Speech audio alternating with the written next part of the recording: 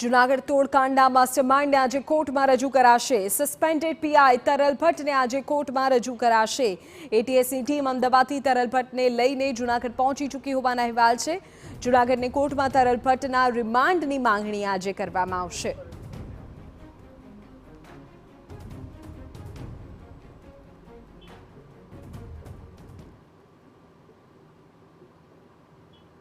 ત્યારે સંપૂર્ણ મામલાને લઈને અત્યારે જે અપડેટ મળી રહી છે તેના પર વધુ જાણકારી અમારા સંવાદદાતા વિજયસિંહ આપવા માટે જોડાઈ ગયા છે। સીધા જૂનાગઢ જઈએ, અમારા સંવાદદાતા સાથે જોડાય।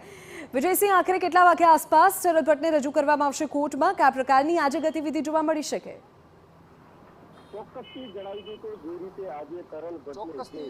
તો જે રીતે આજે તરલ ભટ્ટને જે જિલ્લા ડિસ્ટ્રિક્ટ કોર્ટમાં તેમને રજૂ કરવામાં આવશે। એટીએસની ટીમ પણ જ્યારે તરલ ભટ્ટને લઈને જૂનાગઢ પહોંચી છે અને 10:30 વાગ્યે જે તરલ ભટ્ટને રજૂ કરવામાં આવશે।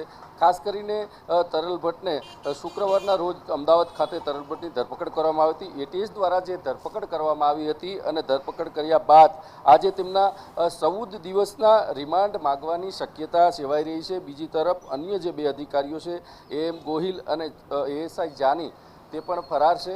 તરલ ભટ્ટ જ એક એટીએસે ધરપકડ કરવામાં આવી છે। તરલ ભટ્ટ બેંક ખાતાઓની વિગત કઈ જગ્યાએથી મેળવી હતી અને કોના થકી મેળવી હતી, તરલ ભટ્ટને બેંક ખાતાઓની માહિતી આપનાર કોણ હતું, આ સહિતની બાબતે અંગે પણ પૂછપરછ કરવામાં આવશે। તરલ ભટ્ટ સાથે અન્ય કેટલા લોકો, પોલીસ અધિકારીઓ કે અન્ય કોઈ ગુનાહિત કૃત્યમાં સામેલ છે કે કેમ, તે અંગેની પણ તપાસ કરવામાં આવશે। સમગ્ર બાબત જ્યારે રિમાન્ડ આપ્યા બાદ આ તમામ બાબતોની પૂછપરછ કરવામાં આવશે।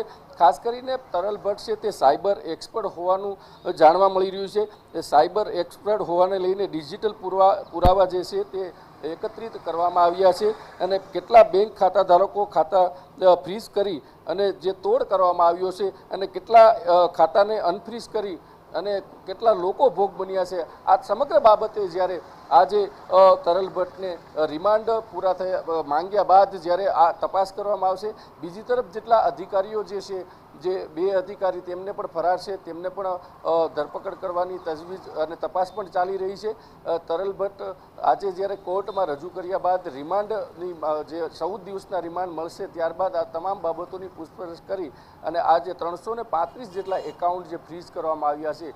ફરિયાદી એક જ છે, જે ફરિયાદી છે તે કેરાલાનો છે। કેરાલાના એક ફરિયાદીએ જ્યારે આ સમગ્ર બાબત રેન્જ આઈજીને મળ્યા બાદ તેમને જણાવીને આ જે સસ્પેન્ડેડ પીઆઈ તરલ ભટ્ટ, એમ ગોહિલ અને એએસઆઈ જાની, આમ ત્રણની સસ્પેન્ડ કરવામાં આવ્યા હતા અને સમગ્ર જે આ ઘટના બની છે તેમના માસ્ટર માઇન્ડ તરલ ભટ્ટ હોય તેવી શક્યતા સેવાઈ રહી છે। અને હાલ જ્યારે કોર્ટની કાર્યવાહી પૂર્ણ થયા બાદ તરલ ભટ્ટ પાસે પૂછપરછ કરી અને એટીએસ સમગ્ર વિગત મેળવશે। જી બિલકુલ વિજયસિંહ, આગળ પણ આપણી પાસેથી અપડેટ મેળવીએ છીએ તો બસ થોડી વાર બાદ તરલ ભટ્ટને કોર્ટ પર રજૂ કરવામાં આવશે। લગભગ 10:30 વાગે કોર્ટની કાર્યવાહી શરૂ થતાની સાથે જ